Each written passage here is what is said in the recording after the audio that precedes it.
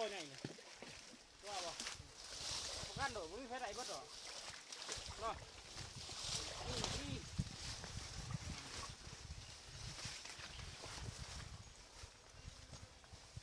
พี่เด้อจ้าข้าขายอยู่บ่ดิ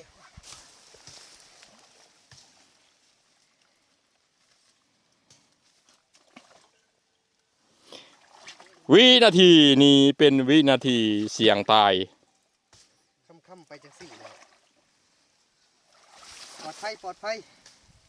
อะไรวะ ปลอดภัยปลอดภัย โอเคจะต้องเกือบบินจะนั่งก็ได้เห็นในบ่เกือบบินยังไม่ได้ตื่นดอกกับซ้ำนี้นี่ขนาดเจอก็แท้ยังบ่ตื่นกับยังซ้ำนี้ที่ไปตื่น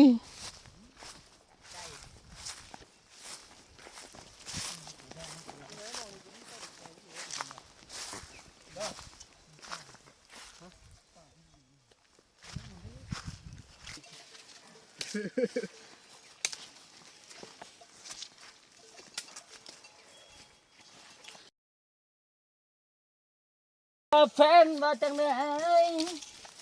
เอาว่าไอ้บีนี่จักคิดการกักเงินกูให้ทำงานคนผู้ให้อยู่แต่ให้อยู่แต่นาเด็กจังดีเจนั่งครับโอ้มันก็มีห่ออยู่เนาะตาบ่เนี่ยตาขอบ่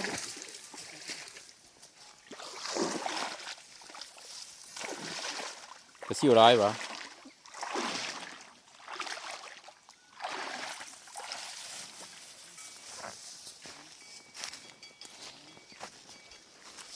ทำแม่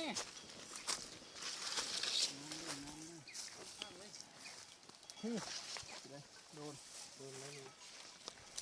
ดนกระเป๋า น่า ไปจับน้ โมนี่มุดน้ำอยู่โมนเราอย่ามาตีสิ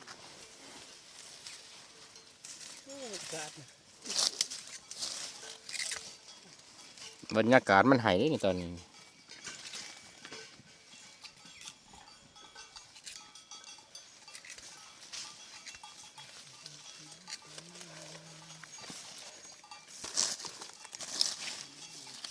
ห่อที่มันมีลาวชายถึง